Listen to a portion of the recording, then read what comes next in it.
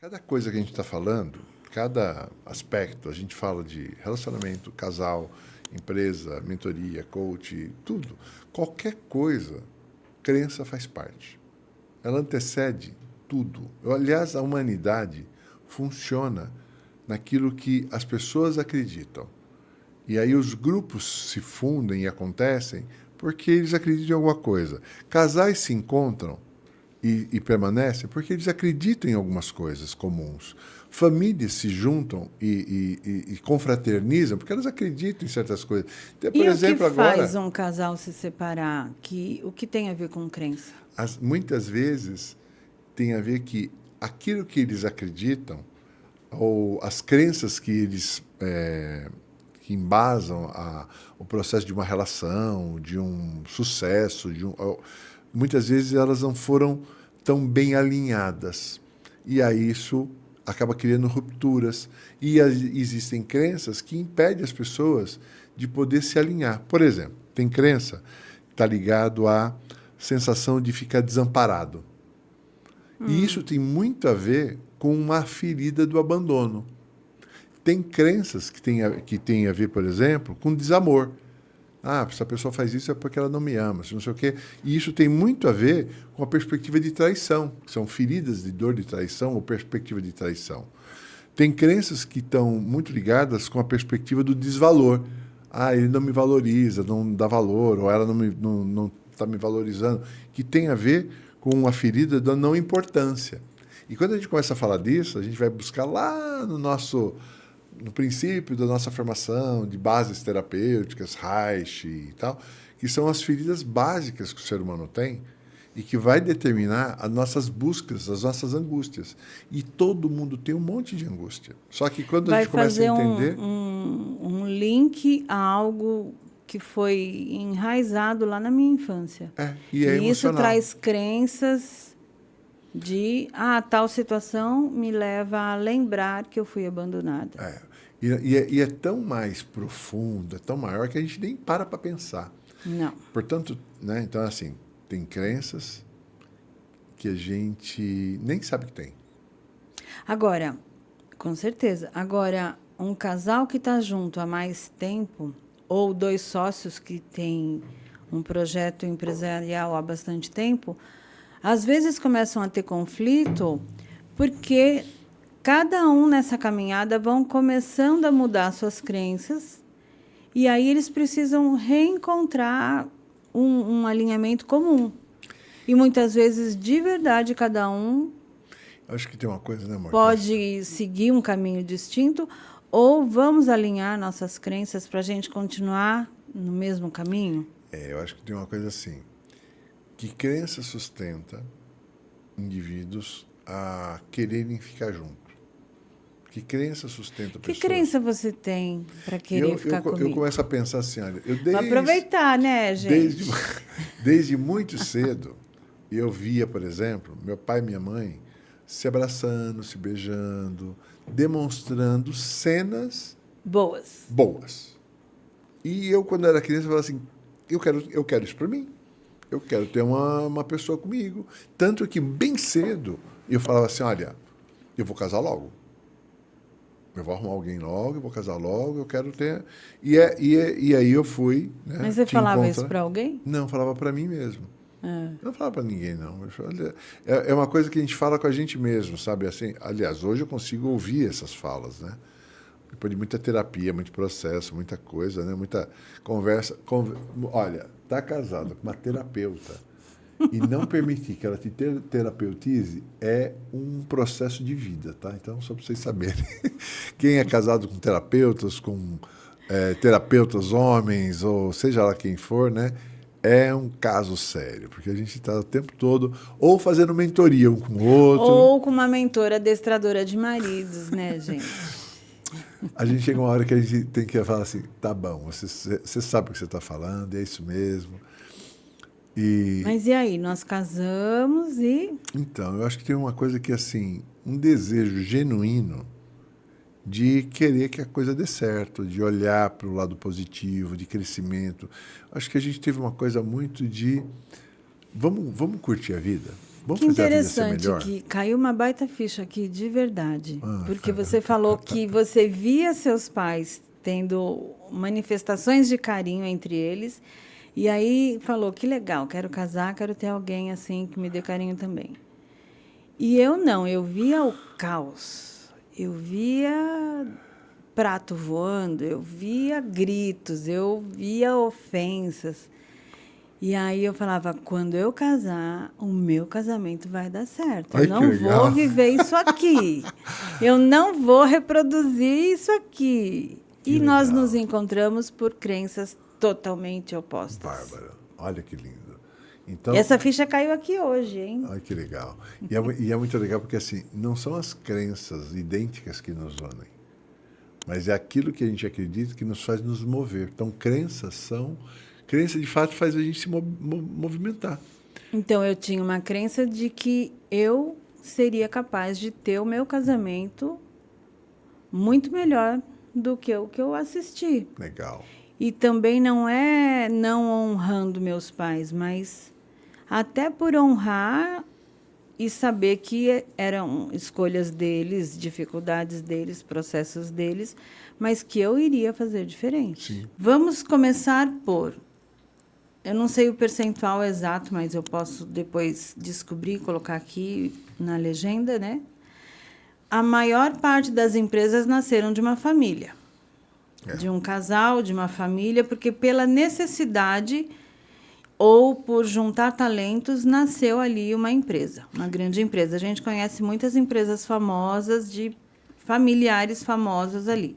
Eu posso dizer assim, com certeza, nós temos um volume Eu sei que tem um gigantesco, número grande. acima de 90% das empresas são empresas que têm uma relação familiar. Seja uma relação de sociedade, em família, ou com família dentro da estrutura. Então, assim, praticamente, o DNA da organização ele é familiar. E, portanto, a relação da vida pessoal tem a ver com a vida de trabalho, mesmo as pessoas pensando que eu separo a minha vida pessoal da minha vida de trabalho, que é um equívoco, um engano. Ah, então fala desse equívoco, que eu vou chamar de outra forma, mas como que é esse equívoco para você que lida mais com os empresários, donos de empresa ou pessoas que estão com um nível de responsabilidade muito grande, como é esse equívoco de achar que, se eu estou com um problema pessoal, familiar, afetivo, esse problema eu deixo em casa e eu chego aqui só para o trabalho. Como que é isso? Isso é um romantismo, ou é um sonho, ou é uma ilusão, ou a gente costuma chamar de auto-engano, né? De acreditar que você... no trabalho você tem uma realização, você tem uma forma de atuar muito prática, objetiva, racional, sistematizada, fundamentada, com métodos, processos, e achar que em casa, tá, por ser mais livre, mais solto, mais leve, não existe uma relação. E uma coisa que a gente... Você consegue trazer um exemplo? A nossa vida, por exemplo. Né? A nossa vida, o nosso trabalho. Então, traga um Simples exemplo assim. nosso. Quantas e quantas vezes, né, nós tivemos N conflitos conjugal na nossa relação por questões do trabalho, né? Por questões de entrega, de velocidade, de forma de trabalhar, da gente se sentir desrespeitado enquanto indivíduos dentro de um ambiente de trabalho. Quantas vezes a gente não misturou as relações de papéis, de delegação, de responsabilidade, misturava com questões nossas, de marido, mulher, filhos, parentes. Eu acho que eu N tenho vezes, um né? grande, um exemplo bem legal, assim, legal, assim, real, né? Quero chamar de legal porque ele é real. No começo da nossa empresa, a Evolucer, quando nós dois tínhamos algum desentendimento, até nós aprendermos um código, até nós termos maturidade para lidar com aquilo, naquela época eu cuidava do comercial e da parte como terapeuta, né? Eu dividia meu tempo assim. E quando nós brigávamos ou tínhamos alguma coisa assim, que você tomou alguma atitude que eu discordava e não dava nem para voltar atrás, porque já estava decidido o assunto X, e o meu ressentimento diante de alguma situação fazia com que as vendas caíam assim imediatamente. E se você olhar só com o racional, por que afeta, né? Por que quando alguém está descontente de alguma situação, isso vai diretamente afetar no resultado de uma empresa? Eu faria assim, hoje a gente pode fazer uma série de observações, de olhares, sobre muitos pontos de vista. Então, eu acho que tem um olhar que a gente precisa trazer sempre, que é: somos pessoas sujeitas às nossas emoções e, portanto, eles afetam as nossas decisões. Então, quer dizer que não dá para deixar tão separado assim como a gente imagina que seria possível questões emocionais das empresariais. Não, porque a empresa ela é um conjunto orgânico. O CNPJ é a soma do CPF que está lá dentro. Eu gosto muito desse contexto, né? Um CNPJ é a representação de todo o CPF que está lá. Portanto, ela é a realidade emocional das pessoas.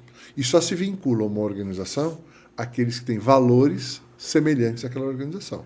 Tem um propósito. Por isso que a gente fala de missão, visão, valores, essas questões, nada mais é do que uma tentativa de estruturar, deixar claro o conjunto da ópera, para que as pessoas possam se agremiar, estarem mais próximas de algo real, muito parecido com o seu jeito de funcionar, com o seu talento de entrega, e isso poder ser produtivo e útil no sistema. Mas... Só um detalhe, é importante assim, eu comecei a falar, existe esse olhar, então o olhar das pessoas enquanto indivíduos. Então, elas têm que se sentir saudáveis, e se, por algum motivo, as relações, como aconteceu com a gente muitas vezes, e acontece com os nossos clientes, as relações nossas pessoais afetam as decisões da organização, as decisões da organização vão afetar nossas vidas pessoais quando não roda do jeito que a gente acredita que deveria ser, ou não roda do jeito que a gente tem uma expectativa, uma perspectiva. Esse é um olhar. Existe um outro ponto de vista que eu diria que existe um movimento sistêmico, né? Os papéis que estão funcionando. Mas traz um exemplo, quando você fala assim, porque nem todo mundo entende o que é esse movimento sistêmico. Tá, então vamos lá. Quando nós temos um empresário que ele utiliza o talento, o recurso que ele tem, o olhar empreendedor, começa a fazer um projeto, começa a atuar num segmento, seja ele qual for, ele começa a agremiar e agregar várias pessoas com talentos diferentes para esse processo, ele passa a ser um maestro desse projeto, muitas vezes ele é um desbravador do projeto, ele começa o projeto, então você tem todo um jeito de funcionar, e essa empresa vai crescendo, vai se mobilizando em virtude da maneira que ele pensa, que ele age, ele vai criando esses vínculos emocionais com as pessoas, essa empresa cresce, ela tem mais pessoas, portanto, ela começa a ter mais necessidade, e aí isso começa a cascatear, e, portanto, você vai tendo outras pessoas liderando, conduzindo com o seu jeito próprio de funcionar. E isso vai mudando o conjunto do sistema, o então, conjunto você está dizendo que, à medida que entram pessoas novas, diferentes, num grupo de pessoas dentro da empresa, isso vai gerar mudança ali. Sim. E é uma mudança viva, constante, ela não para, porque ela é como a vida.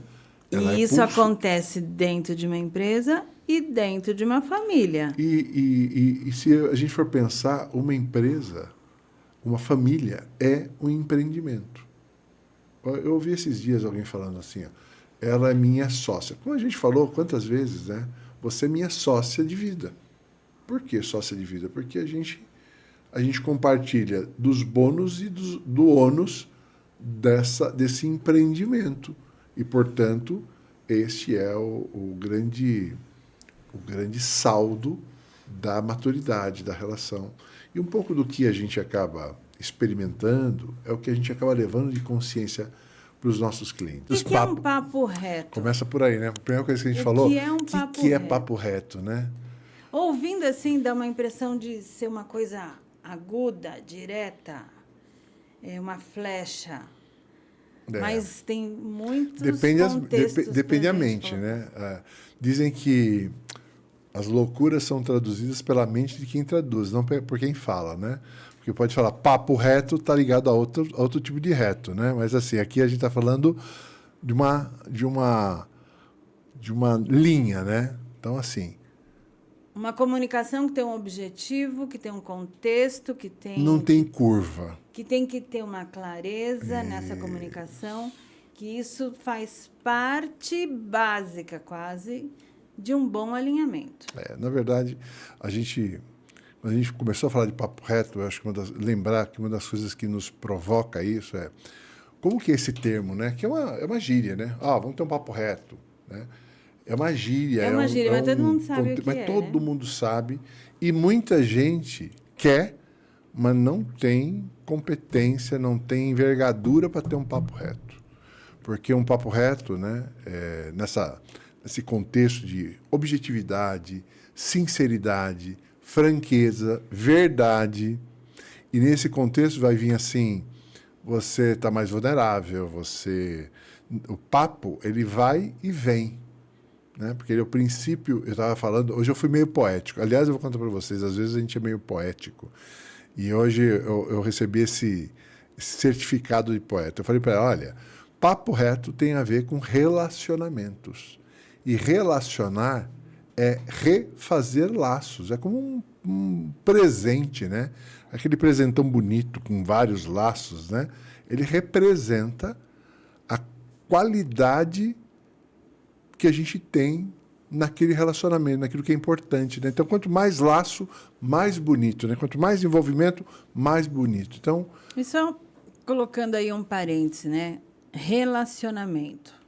Relacionamento é um espaço de duas pessoas ou mais, onde existe troca, onde existe bilateralidade, porque vai e vem. Aliás, quando vai só de um lado, já fica desequilibrado. Então, relacionamento é esse lugar de cumplicidade, de companheirismo, de união, de aprendizado, de né, amor? aprendizado mútuo. Aprendizado. Sempre tem, né? Sem Mas dúvida. nem todo mundo Com aproveita o certeza. aprendizado. E aí, Mas como voltando para o papo e a gente está reto, falando de papo reto, relacionamento, aprendizado, relações, né? E aí uma coisa que eu vou dizer para vocês, se vocês acham que esse processo é para você, se você curte, se você acha que isso tem a ver com a tua empresa, com o teu negócio, com a tua família, curte aqui para a gente, dá um likezinho, é bem importante isso para nós, compartilha, manda para aquela galera que você sabe que está precisando de um papo reto, manda para eles, né? Quem sabe a gente não promova esse movimento. Mas voltando para cá, eu acho que tem muito a ver essa conversa nossa hoje com a quantidade de pessoas que nos procuram, seja no trabalho corporativo, um executivo, um gestor, um líder, ou nos trabalhos mais de relacionamento, de elucidação de questões, né? O quanto falta, o quanto existe uma ausência de uma conversa franca, diretiva, objetiva, né? Tomando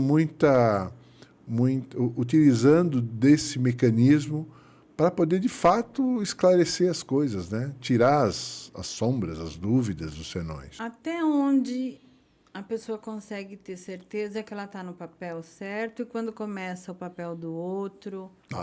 Porque Isso é uma linha pergunta? tênue, né? Que separa um papel do outro. Então Como é que a você pergunta é, faz como eu faço para deixar separar os isso claro, papéis? para separar os papéis? Você tem problema de papel ou percebe que definir papéis é um ponto importante para você, para sua empresa, para alguém que você conhece? Curte, clica, divulga, manda para a galera. É bem importante. De repente, esses insights que eu vou trazer pode ser para você, pode ser para ela. Tá a minha dica aí. Mas aproveitando, né, a gente falando, porque se a gente não chamar a galera aqui, a gente vai poder ajudar como que a gente Exatamente. multiplica. Então, assim, é isso que eu fiz agora. O papel a gente tem que ter quase como que um observador interno que está atento o tempo todo a tudo que acontece. Para ele poder usar o recurso necessário para um resultado específico, que está alinhado ao teu propósito de vida. Meu propósito de vida, seja no trabalho, na minha vida pessoal, é ser um ser humano melhor e ser uma ponte de melhoria para as pessoas que vivem comigo.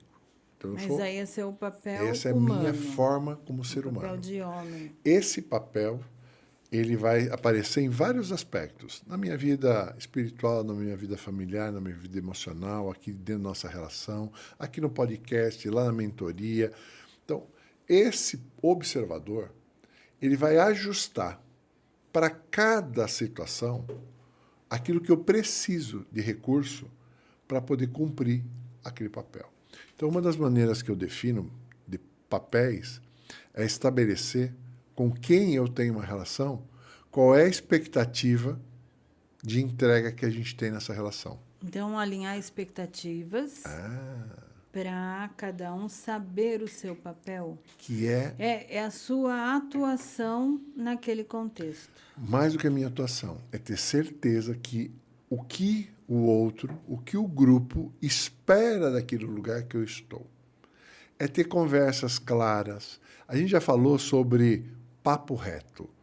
É ter papo reto em alguns assuntos. Tem um episódio do Papo Reto que está muito legal. É um papo reto. Vai lá.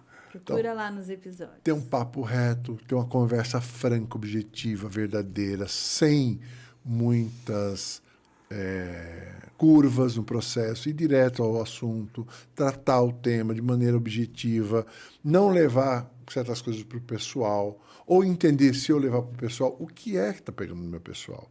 Por que isso está pegando? Que expectativa eu tinha, né, daquilo que foi construído? O que é que eu criei de perspectiva? Né?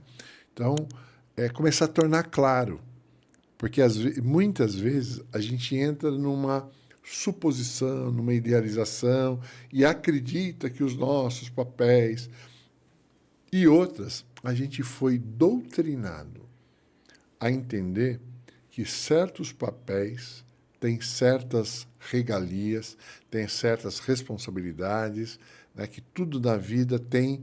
É como se tivesse uma regrinha. Né? Então, assim, papel de homem e mulher. Homem faz isso, mulher faz aquilo. Homem não lava a louça, mulher não sei o quê. Tipo assim, quem definiu isso? Então, de onde isso veio, né? Quem foi passando de geração para geração? Que acordo foi feito? Qual é o ritual que estabeleceu? Então, uma das coisas que, quando a gente fala de papel, né, você me fez a pergunta, como é que eu cuido dos meus papéis e como é que eu ajudo as pessoas a lidarem com seus papéis? Porque isso tem uma complexidade enorme. Tem aquela frase que meu pai dizia, que eu sempre falo, se nós não definirmos quem vai fazer o quê, acontece igual cachorro de dois donos. Ou ele passa fome, ou ele come duas vezes. Isso. Então, a gente precisa saber quem é que vai dar comida para o cachorro. Porque senão... E na vida é assim também. Quem vai fazer o quê? Quantas vezes? E também não está engessado, mas pode se mudar, pode ser flexível, mas tem que estar claro como vai ser.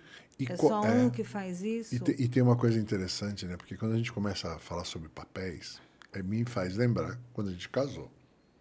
Porque quando a gente casa, no começo, eu não sei se você já casou, já teve alguma relação, a gente traz um modelo do que a gente viu. Né? Então, assim, porque a gente aprendeu. modela. Então, se o pai e a mãe da gente tem uma relação que é conflituosa, que é na briga, a gente modela que relações são conflituosas. Ou eu não vou querer, vou fugir do conflito, ou eu vou ter relações que vão me levar para conflito. E, normalmente, se eu fujo ou vou atrás, eu vou ter conflito. Então, eu vou viver o que eu modelei. Se eu tenho uma relação onde o homem faz aquilo, a mulher faz aquilo outro, que eram regrinhas pré-estabelecidas, como se fosse tudo muito... uma equação muito fechada, Que eles determinaram, ou que eles para aprenderam eles também. aprenderam, que para eles foi bom. E aí a gente, que é muito jovem, muito criança, muito imatura, a gente vai modelando, porque é o caminho que deu certo, então a gente vai modelar.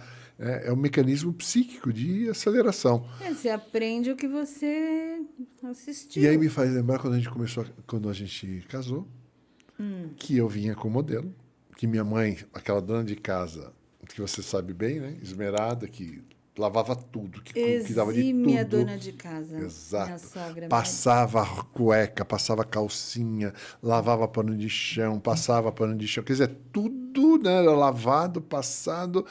E eu acostumei com alguém que cuidava da minha roupa. E eu não passava roupa. Podem imaginar o que aconteceu? Primeira discussão. briga. Você não vai passar minha cueca? Ela, Imagina, não. nem sei o que é isso. Passar Vem cueca. passar cueca de marmanjo agora, né? E você falando isso me reconecta, me faz relembrar que, de fato, o ponto principal foi que o conhecer, e mais do que o conhecer, porque depois que a gente conheceu, a gente quase que se apaixonou pela ferramenta, né? A gente acabou se tornando franqueados, né? A gente iniciou um programa de franquias com o Márcio, Fomos para o Jô Soares falar do Enneagrama em 2004. 2004, a gente foi no Jô, fomos conversar com... Né? Foi o Márcio foi boom junto, foi um do boom Enneagrama. O naquele Enneagrama momento. ficou famoso a nível nacional. Exatamente. Né? E uma das coisas principais nesse processo foi que ele chega no momento de nos ajudar a buscar um olhar da saúde. E a saúde de uma forma mais integral. Né? Então, a saúde de me conhecer melhor, de conhecer o meu ponto forte, conhecer os meus pontos frágeis, conhecer as minhas competências, conhecer as minhas incompetências, aprender a lidar comigo, com isso, aprender a lidar com você, no relacionamento, aprender a lidar com as pessoas que a gente tinha nossas equipes.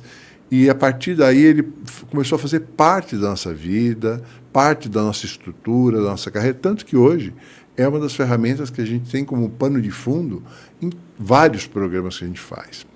E aí, como a gente está falando com pessoas... Eu não sei se você conhece o Enneagrama, e se você conheceu alguma coisa, coloca aqui, faz algum comentário, vai compartilhando com a gente, é bem importante o seu comentário, para que a gente depois possa estar agregando e falando mais sobre isso. Né? Aliás, esse é um trabalho que pode ter muitos outros vídeos, né, mano? Mas eu acho que a entrada da ferramenta, a entrada do conhecimento, estabeleceu para a gente um novo jeito de lidar. Né, uma nova forma. Então, a gente abraçou como uma ferramenta de trabalho. Durante um bom tempo, ela foi o nosso carro-chefe. Né? Em um tempo depois, a gente Márcio acabou seguindo um caminho, a gente seguiu outro caminho, aí montamos o Instituto Evolucer, começamos a trabalhar com uma forma muito própria com o Enneagrama e com outras ferramentas. Né? Fomos para o mundo corporativo, fomos para o nosso trabalho de consultoria, nosso trabalho de mentoria, trabalhos terapêuticos. Né? Então, quer dizer, utilizamos a ferramenta constante. E tem uma coisa que não era possível trabalhar com ela sem lidar na nossa vida pessoal. E, aliás, nós temos uma vivência imensa em utilizar o Enneagrama na prática, né? Então, se você busca uma mentoria com pessoas que utilizam o Enneagrama na prática há muitos anos, você tem aqui o Félix, especialista em mentoria executiva na prática com o Enneagrama, com pano de fundo. Aproveita E se você tem interesse de utilizar o Enneagrama em trabalhos individuais, conheça o trabalho dele.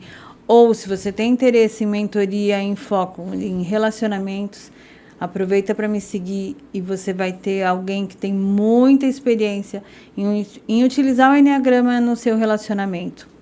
E aproveita para clicar aqui e compartilhar com aquela pessoa que gosta do Enneagrama, para você não perder nada de Enneagrama aqui com a gente, né? Até porque, se inscreve aqui no canal para você estar sempre informado sobre Enneagrama nos relacionamentos. Até porque eu posso afirmar sem medo de errar.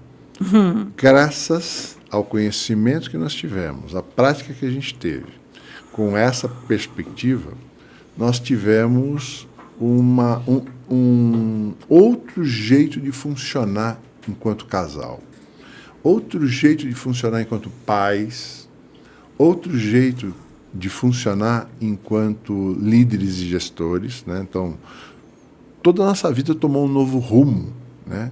E eu acho que o pano de fundo foi estabelecer o princípio do respeito. Bom, sem medo de errar, esse ano a gente completa 40 anos de casados. E são 21 anos de Enneagrama na nossa vida. E o Enneagrama é um dos grandes, não o responsável, mas um dos grandes meios que nós utilizamos para a gente estar junto com a verdade que nós temos no nosso casamento. Sem dúvida. Porque muitas vezes o teu jeito de ser fazia com que eu entrasse em conflito e olhasse assim e falava, meu Deus, isso não é amor. Com certeza. Eu falava, não, mas meu jeito de amar é tão diferente, isso não deve ser amor, não. Porque o meu jeito é muito diferente. E eu não estou falando das 5 maneiras do amor, daquele livro que eu respeito muito, que é outro contexto. Porque o jeito de expressar, o jeito de atuar, o jeito de demonstrar um carinho, é alguém que você convive, é muito mais profundo, né? Então, eu muitas vezes eu questionava, falava, meu Deus, eu estou num barco furado. Não, acho que é melhor pular fora. E até eu te conhecer a fundo e compreender que, opa, não, é só respeitar esse jeito que você tinha e compreender que estava tudo bem.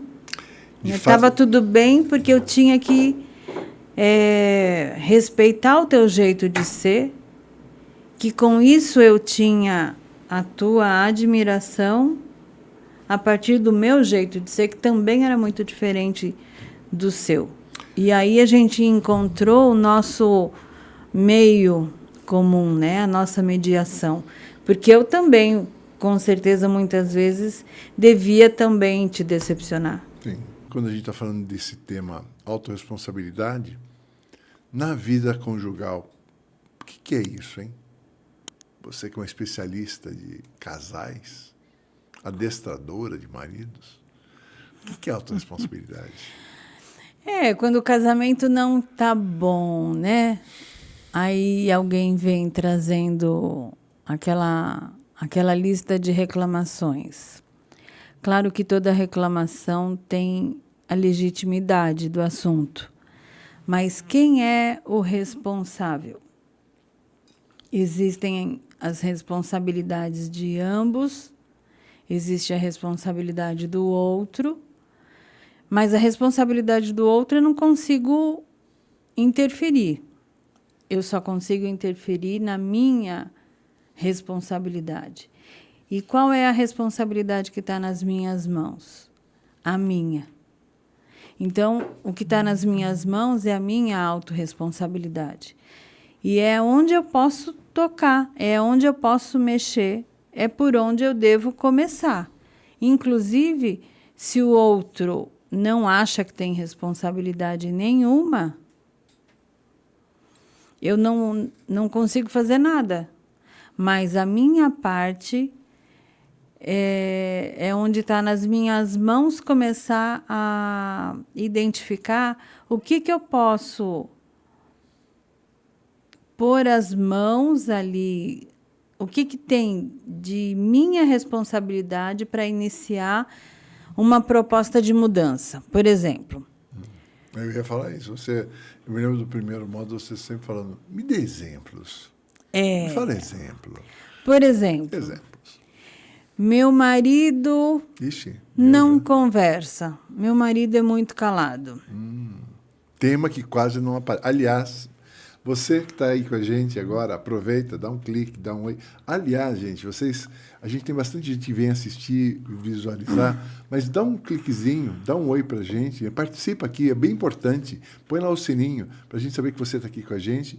E se você tem alguma questão com autorresponsabilidade, compartilha aqui com a gente, vai trocando, vai ser muito importante. Comenta aqui se o teu marido também é muito quieto. Porque nós, mulheres, temos aquela fama, né, de que a gente fala muito. E reclamar de que marido é muito quieto é meio comum entre as mulheres. É mesmo? Eu não sabia disso, não. Verdade. Ih, gente, acabei de contar um segredo. Né? Então, vamos lá. Marido muito calado. Marido chega em casa muito quieto. Ou vai para o sofá, vai para o videogame, ou vai jogar bola, ou vai dormir, ou vai cuidar das coisas dele. Nem todos os maridos são colaborativos. Como não? Nem todos. Já é marido? E aí, qual é a... Estou provocando. Está provocando. E qual é a autorresponsabilidade da mulher desse marido que é muito quieto? Deixa ele quieto, né? Não é para estar bem alinhado? Deixa ele quietinho, deixa ele na dele, assim. Ele tem... qual é a responsabilidade dele e qual é a responsabilidade dela? Eu estou brincando com você, tal, mas eu acho que tem um tema assim. Você falou, algumas pessoas clamam de novo sobre um problema que tem, e normalmente o problema não é delas, é do outro. Então, assim, ó, minha mulher fala demais. Então, meu problema é minha mulher que fala demais, ela não tem o meu espaço. E aí é o oposto, né? Então, ó, meu marido fala de menos, né? Então, meu problema não sou eu, né, que preciso estar conversando, meu problema é ele que não fala.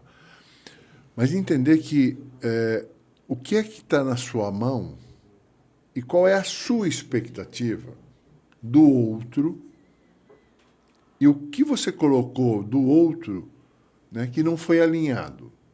Acho que a autorresponsabilidade do que você está falando tem muito assim, o que é meu, que eu posso lidar, e, portanto, eu dou conta, e o que é do outro. E dentro daquilo que é meu, né, aquilo se está me incomodando, o que é que eu faço com isso? Porque se eu tenho alguém que é muito calado e eu preciso dessa troca, eu antes de mais nada tenho que pensar assim, por que eu preciso de tanta troca assim? Será que eu, que não tenho uma dependência emocional, de ter que ficar falando toda hora tudo que eu quero, né, eu preciso muito da validação dele ou dela? Então, tem uma perspectiva que é olhar para si antes de perceber do outro. E quando eu olho para mim, eu começo a avaliar o que é que está pegando aqui. Antes de eu reclamar da Adelina, antes de eu reclamar da outra pessoa, antes de eu reclamar do meu chefe, do meu cliente, é olhar por que isso está mexendo.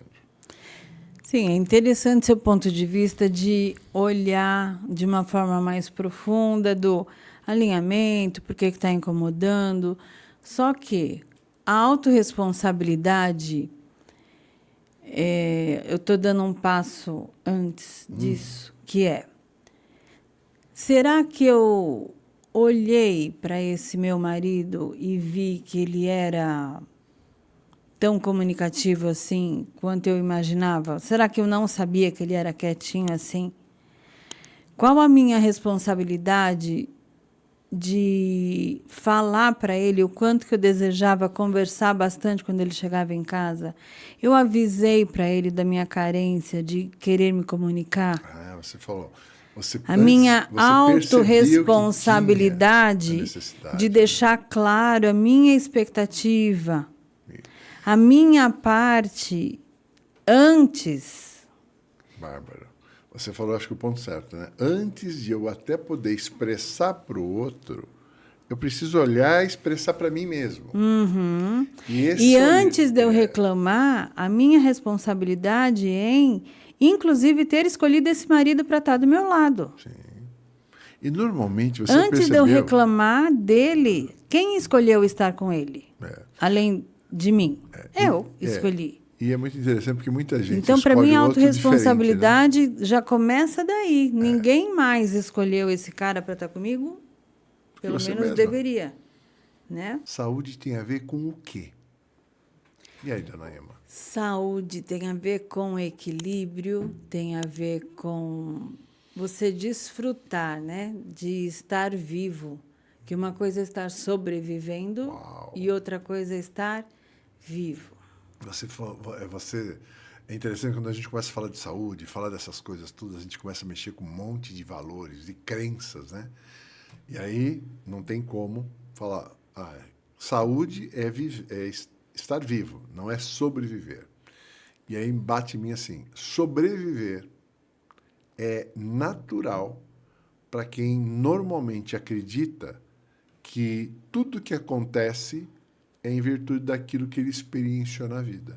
Então, se o mundo é perigoso, eu tenho que estar sempre tendo que ficar atento, cuidadoso. Então, está sempre correndo atrás de alguma coisa que vai dar de errado e ele tem que estar preparado. Então, eu tenho que ganhar mais dinheiro porque uma hora vai ficar pobre e vai ficar doente. Ele vai ter que estar sempre correndo atrás. E quem corre atrás não chega, porque está atrás. Então, essa crença de que tudo que acontece é em detrimento daquilo que eu já... Sabe por que é assim?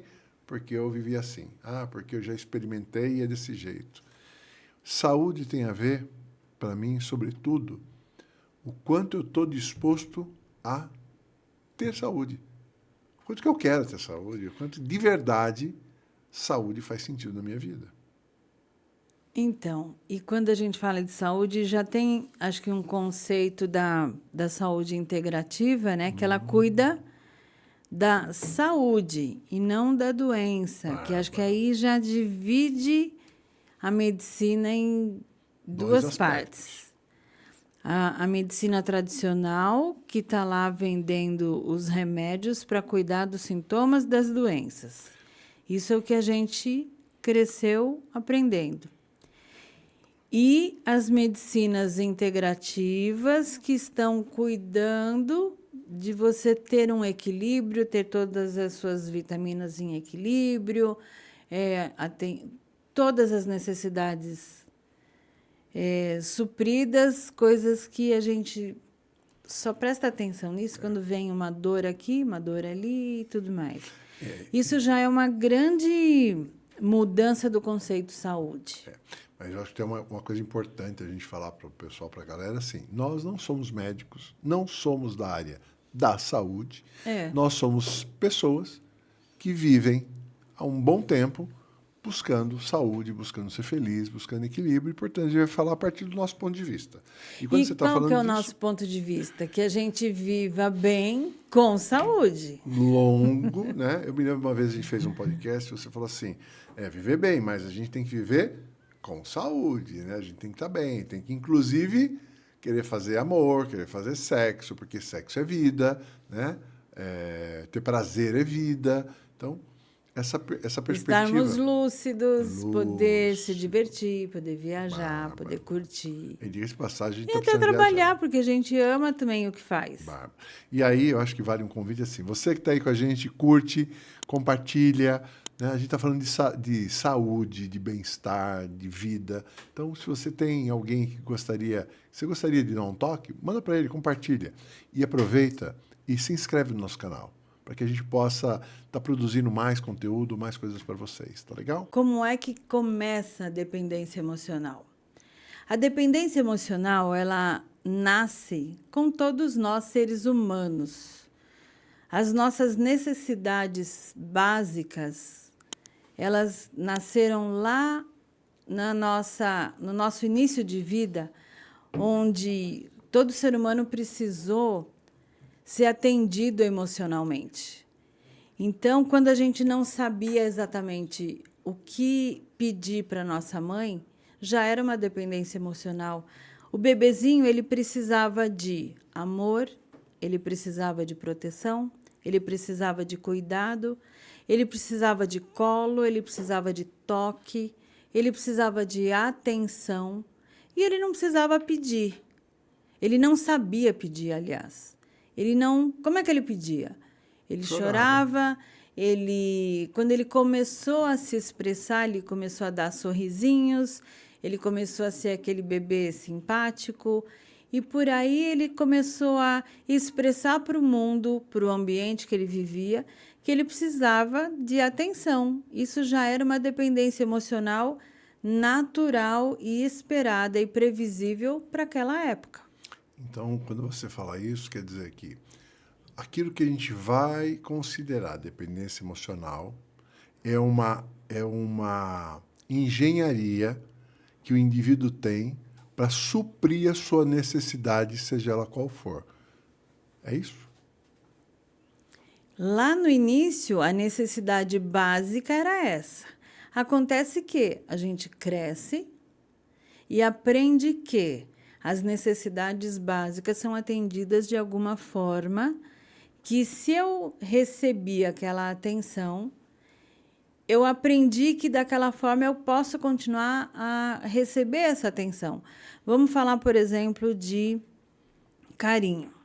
Se o bebezinho aprendeu que se ele for simpático, bonzinho, ele recebe carinho, a tendência é ir crescendo e aprendendo se eu sou uma criança simpática, se eu sou uma criança boazinha, eu continuo a receber carinho, eu criei aí um padrão para ser uma criança, um adolescente e vir a ser um adulto que aprendeu.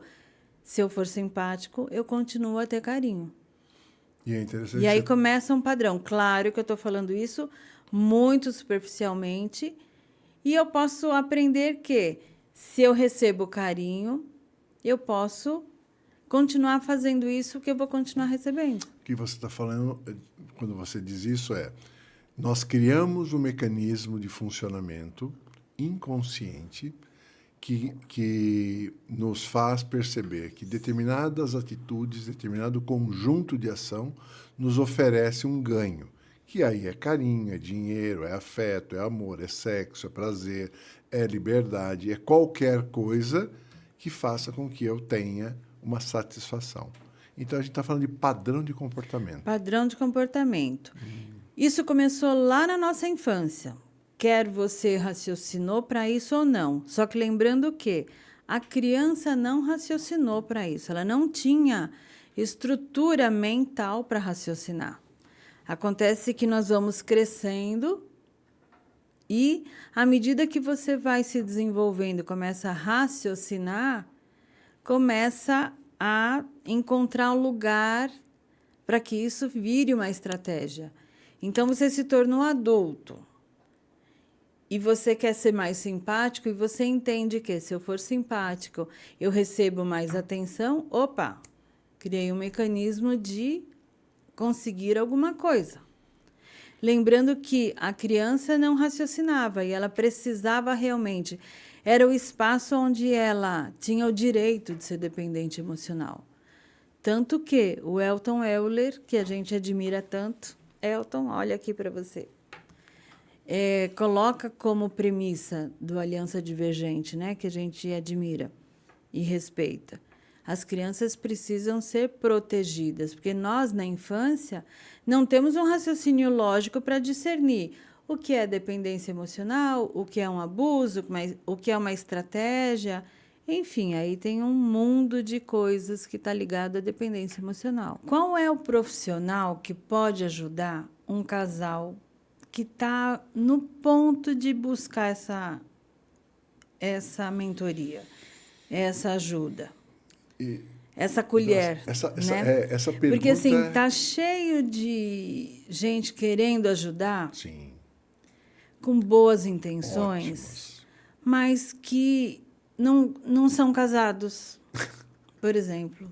Ou não tiveram tanta... não tem tanta musculatura. experiência. Sim. Ou tem algum... Ou tem sei lá, não tem filhos. Assim, é bom perceber quem é a pessoa que está te ajudando. Eu sempre busquei ajuda de quem já passou por coisas que eu estava passando. Sim. Sendo, eu queria emagrecer, eu quero ajuda de quem já emagreceu. Eu queria aprender inglês, eu quero aprender com alguém que Teve que teve estudar, dificuldade teve que que passar eu por isso. tive. Então, assim, buscar um profissional que está à frente do que eu estou, É. né? Você me faz lembrar um tema que a gente já falou aqui, né? Que assim, às vezes você é um coach de sucesso, né? Que vai levar uma pessoa a ter abundância, sucesso, realização e dinheiro, mas tu tá num perrengue desgraçado pagando conta, tá com um Fiat Uno quebrado, né? Não tá. Então assim, entender qual é o nível de abundância, qual é o nível de prosperidade, qual é o nível de consciência que este indivíduo tem, que tem uma super boa intenção, vai te levar até onde? Qual é o Exato. resultado que esse indivíduo teve que ele vai te levar? Porque está tudo bem você ter abundância, até ter um Fiat, até você ter determinado nível, seja ele qual for. É que se você deseja algo mais sólido, um resultado mais eficaz, tu precisa estar junto de gente que tem alguma relação que tem um resultado muito próximo do que você espera. Ou seja, o ambiente, né? O Sim. ambiente vai influenciar nas crenças, o estilo de ensino, a didática, a escola que a pessoa vai trazer de conhecimento vai influenciar no processo. Então, uma das questões fundamentais para que você possa meter a colher numa discussão, num conflito, seja de um marido e mulher, seja de um processo de conflito empresarial, seja num processo de um conselho de empresa, seja num desenvolvimento de um time, num team building, é você ter experimentado certas situações. Então, a maturidade e a experiência contam para criar uma coisa que a gente chama de confiança. Só Confiança. Porque, podemos aproveitar se houver confiança. exato, se eu estiver com uma profissional, vamos pensar numa profissional mulher, que esteja extremamente ferida com o masculino, e ela pode me induzir a coisas que não é o que eu quero, por exemplo. Então, analisar exatamente o que ela acredita sobre relacionamento para que ela me ajude a passar pelo que eu estou passando. Sim. E eu acho E que tem vice-versa, no eu acho lado que tem um masculino viés também. quando você fala que me faz perceber que, assim, às vezes, a gente envolvido pelo problema, seja ele qual for, relacionamento, né, empresarial, a gente já tem mais ou menos ideia da saída.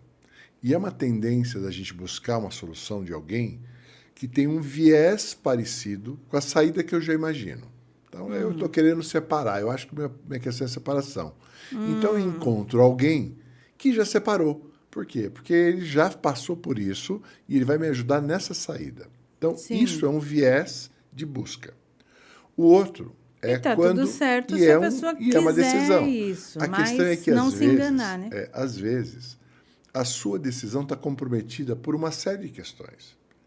E quando você busca alguém que não tem o viés de ou separar, ou de demitir, ou de algo específico, mas um viés de observar, estar atento ao que está acontecendo, trazer várias possibilidades, para que você possa ter não apenas uma saída, mas você possa ter várias escolhas. Eu acho que a grande maestria de quem pode ajudar alguém é já ter experimentado várias perspectivas para facilitar para esse indivíduo ter escolha, porque a escolha sempre vai ser dele, seja ele quem for e na situação que for. Até porque o resultado é dele e ele que vai ter que dar conta, seja ele qual for. E eu acho que é esse o lugar que a gente precisa estar atento, né? Em briga de marido e mulher, não se mete a colher, desde que você seja chamado e tenha competência para poder contribuir. Boa. Eu acho que essa é a grande sacada. Então, Minha dica, e aí minha dica para você, que passa por uma crise conjugal, que passa por uma questão de líderes dentro da organização, ou mesmo enquanto empresário ou enquanto sócio, né, que tem uma questão, quando tu for buscar alguém, lembra sempre de procurar alguém que tenha autoridade naquilo que vai te oferecer. E não apenas um viés de saída, mas várias possibilidades. Para você poder ter cliente que você já tinha se identificado, a gente já estava estudando, né? Identificando as pessoas próximas de nós. Era um cliente que nós tínhamos. Ele fazia parte de um grupo de empresários, de uma mesma empresa, de uma família. E ele muito criativo, muito focado nos negócios, nas vendas, muito mais marketing, vendas, que essa área de relacionamento, viagem e tal, que dava para ele tesão. Mas tinha uma área que estimulava muito ele, que era a área de treinamento, desenvolvimento, treinamentos de alto impacto, né? Então, ir para os Estados Unidos, ir para a Inglaterra, fazia vários trabalhos de... E quanto que ele, ao fazer esse processo, gerava no grupo de executivos da empresa, né, nos irmãos, sócios e tal, uma sensação de descompromisso ou de descontinuidade com os afazeres operacionais que ele tinha responsabilidade na diretoria. E por mais que a gente trabalhasse mecanismos de meta, de planejamento, ele tinha muita dificuldade com agenda, dificuldade de cumprir horário, né? Horário era um tema muito claro, porque ele se enroscava com as coisas e mudava, né? Conforme as coisas aconteciam. E aí, quando a gente começou a fazer a leitura do TDAH, e aí a gente trouxe para ele a possibilidade, né, de ele buscar uma ajuda médica, de ele buscar um profissional que pudesse diagnosticar e ajudá-lo nessa perspectiva. Eu me lembro que foi um momento muito difícil no processo, porque precisa olhar, precisa encarar, assumir. Ele se ressentiu, né? E aí isso às vezes gera um certo trauma. Então, é uma história que eu trago de um cuidado de quem tem consciência sobre o assunto, de como abordar. A gente tem que ter muita amorosidade, muito tem cuidado. Tem que ter muito respeito, Sim. Porque você falou uma coisa que a impressão, ele é um empresário com muitos compromissos, não dando conta desses compromissos, e a imagem que ele passou foi de pouco compromisso com determinadas atividades. E muitos TDAHs têm essa imagem que foi, obviamente, passada. Construída. Mas ele, TDAH, ele não tem um descompromisso. Ele não esquece do compromisso. E essa é a maior angústia, porque ele não esquece. É como se fosse... Uma vez eu te falei, os meus compromissos são como se fosse um grande painel de controle com um monte de luzinhas piscando. É assim que eu vejo os meus compromissos. E todas as luzinhas são importantes e eu não esqueço de nenhuma delas. Só que a minha dopamina, no meu caso agora falando, é por algo novo e algo que eu conclua. Então, aquilo que eu não termino me angustia, mas eu tenho sede de coisas novas. E eu tenho a sorte de ter me casado cedo e te conhecido cedo. Porque isso é ótimo. É sério mesmo que eu estou te falando. Porque muitos TDAHs vão para outros caminhos de busca de dopamina. Porque o meu caminho foi beijar na boca e depois um pouco de compulsão alimentar. O período que eu fui gordinha e tal. O lance da gente fazer amor, beijar na boca, alimento e trabalho. Você sempre foi muito workaholic, né? Trabalho e busca de novos conhecimentos. Sim, conhecer coisa nova, sim, estudar, curso novo. Mas muita gente vai para álcool, todo tipo de drogas compulsão, ilícitas, sexo e compras, todas as formas de prazer imediato. Sim. Porque se a pessoa não estiver tendo uma forma de prazer saudável, ela vai buscar o que tiver no alcance dela para ter esse prazer mais rápido. E é inconsciente, né? É consciente até também. Nem sempre é inconsciente. É uma coisa fora do controle, porque é uma necessidade. Todo ser humano tem. Agora, a questão é que, hoje em dia, muita gente sai falando: eu devo ter TDAH porque eu sou muito rápido, porque eu tenho muito vício no celular. Todos nós temos uma dependência do celular hoje em dia. Só que as características do TDAH, elas estão na nossa vida desde criança até a vida adulta. Não é uma fase da vida que você se sobrecarregou e aí, isso é TDAH. Não, o TDAH está na minha vida desde criança. Como? Eu era aquela menina desatenta. Eu vivia com meu joelho todo ralado. Vivia caindo na rua, tropeçava, caía. Mal sarava um joelho, já ralava o outro. Você Toda batida de roxo. Você está falando isso, faz com que eu... Você lembra? Não, você mesmo lembra alguns tombos. Eu começo a relembrar a nossa relação, as questões, né?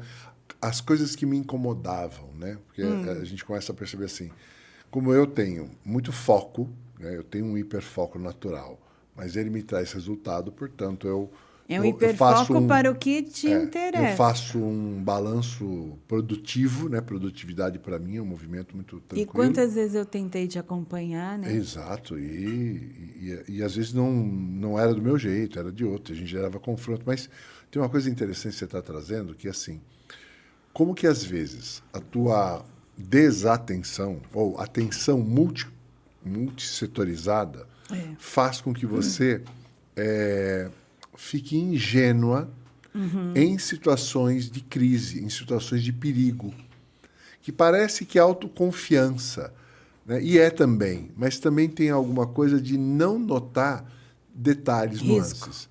E aí, no meu caso, né? Então, eu vou falar assim, movimentos naturais. Parar na rua, esperar alguém num lugar escuro, sem ficar atento ao que está acontecendo em volta, né? Desligar o carro sem estar engatado para poder sair de emergência. Tanto que TDAHs colocam a vida em risco. Exato. Eu fui furtada quantas vezes? Você foi Muitas. Sequestrada 2 vezes. Eu fui furtada na minha adolescência 3 vezes. Eu fui sequestrada na vida adulta 2 ou 3, com sequestro relâmpago. Porque o assaltante está vendo quem está distraído. Verdade. Só a última vez que não teve jeito. Aí foi fatalidade mesmo, porque foi fechada mesmo. À noite o cara não me viu distraída. Foi uma outra situação. Mas na escola, na minha infância, eu estava numa aula de história, ou qualquer aula que eu precisasse prestar atenção. Eu olhava para fora, via lá um mosquitinho e uma borboletinha era o suficiente para me tirar da sala. Como a gente fala assim... E aí, quando eu voltava, já tinha passado um parágrafo da explicação e eu ficava com vergonha de perguntar. E falava, não, depois eu estudo e aprendo o que eu perdi. Por vergonha, porque eu me distraía muito. Só que isso era uma angústia muito grande. Eu paguei um preço por isso. Com certeza. E todas as pessoas com TDAH pagam esse preço. E como é importante, eu fico imaginando assim, eu nunca fui muito sensível, né? Eu fui desenvolvendo a sensibilidade para a gente poder estar junto. Então, para mim, era falta de atenção, era estar moscando, eu dava qualquer categoria para diminuir você, julgando você, criticando, né? Deixando a nossa relação ainda mais azeda, né? E porque eu sou muito bom de crítica, né? Então, assim, quando a gente tem problema de autoestima, a gente joga no outro, né? Então, aliás, eu não sei. O mundo é reflexo nosso. Eu não sei se você é casado e tem questões de jogar no outro aquilo que é teu. Mas, normalmente, é o que a gente faz. A nossa incompetência de lidar com as nossas questões, com as nossas imaturidades, com a nossa falta de autoconhecimento, faz com que a gente projete no outro, né, essas questões. Então, Aqui fica o meu pedido de perdão novamente em público, Olha, né? perdão em Por público. eu não ter tido a sensibilidade, maturidade e a atenção necessária, mas foi um aprendizado, né? Como você falou, a gente se casou muito cedo e eu convivi com uma pessoa de TDAH durante a vida toda. E para mim isso era normal, era teu jeito. E o meu TDAH fez eu ganhar muito dinheiro na área comercial. Fez você ganhar um marido maravilhoso, Ah. né? Você fez você ganhar um E marido humilde, né? maravilhoso, humilde, né? Humilde. Perfeito, né? Putz. Mas acho que, sobretudo, fez a gente ter uma relação movimentada, quente, apimentada. Sempre. Eu garanto que você não tem rotina. Até hoje não tem rotina. Eu garanto a novidade sempre. Isso é verdade. Gente, é tanta novidade que chega a ser assustador, entendeu? É verdade. Eu garanto a animação da festa. É verdade. Eu garanto que você vai sair Da da caixinha, bad logo. vai. Não tem depressão, né? Não. Na verdade, a depressão vem, se instala e eu continuo rindo e produzindo, porque não tem jeito, né? Pode ter depressão ou não.